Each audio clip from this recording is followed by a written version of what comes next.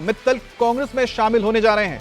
Kanhaiya Mittal ticket नहीं मिलने से नाराज हैं और कन्हैया मित्तल का गाना चर्चित हुआ था और उन्होंने जो राम को लाए हैं हम उनको लाएंगे गाना गाया था, जिसका चुनाव के दौरान जबरदस्त तरीके से प्रचार में इस्तेमाल भी हुआ। और वही कन्हैया मित्तल बताया जा रहा है कि अब कांग्रेस का दामन थाम सकते हैं। और अब से थोड़ी देर पहले ही कन्हैया मित्तल से हमने बात की, क्या कहा उन्होंने इस खबर पर आपको सुनाते हैं।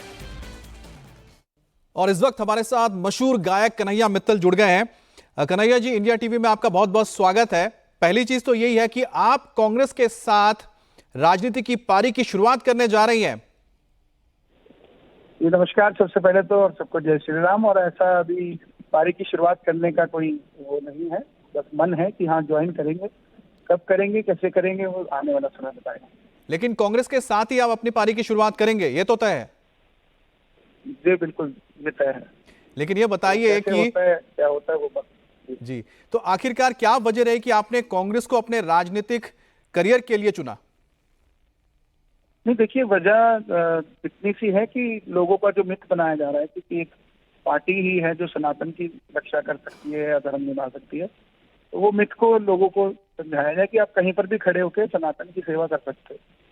आपको जरूरी नहीं है किसी दल की जरूरत हो सनातन की सेवा करने के लिए, आप किसी भी दल के साथ जुड़ के काम कर सकते हो। लेकिन फिर कन्हैया जी, आपके उस गीत का क्या होगा जिसने करोड़ों लोगों का दिल जीता, जो राम को लाए हैं हम उनको लाएंगे?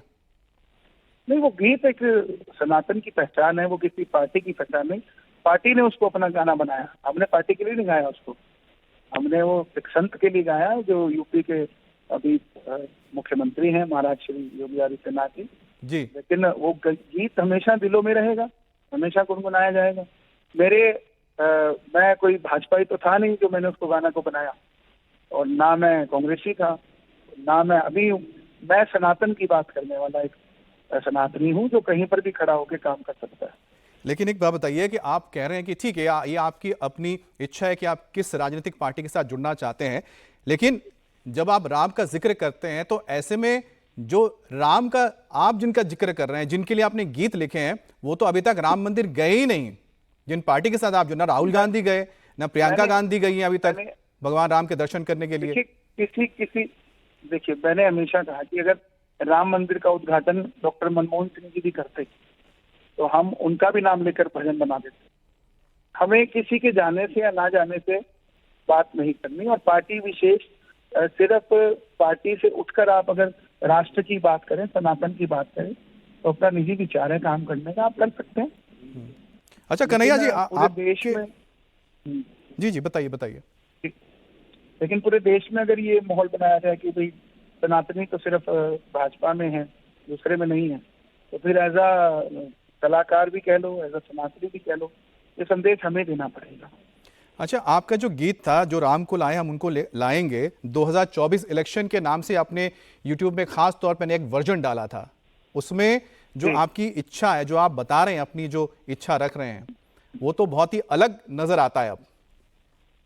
नहीं, बिल्कुल इच्छा अभी भी वही है। अलग कैसे नजर आता आपको?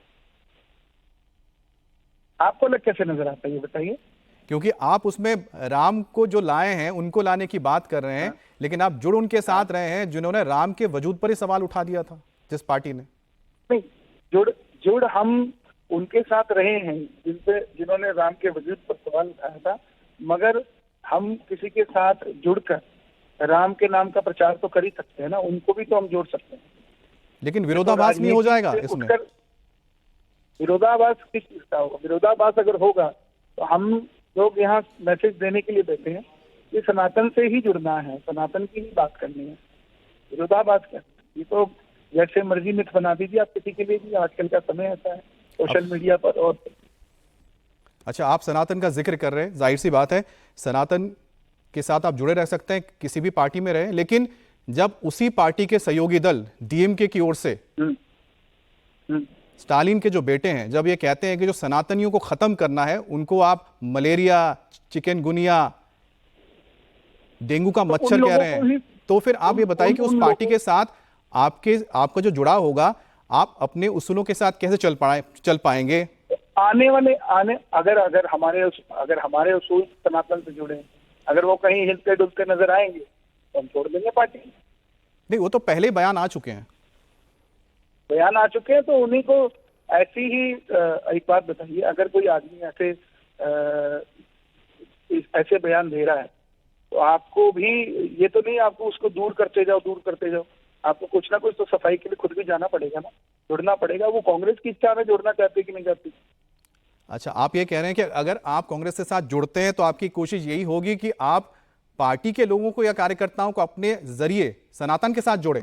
हाँ, बिल्कुल बिल्कुल, यही हमारा मोटिव रहेगा कि जो वहाँ सच्चे सनातनी है सबको जोड़ के चले हम।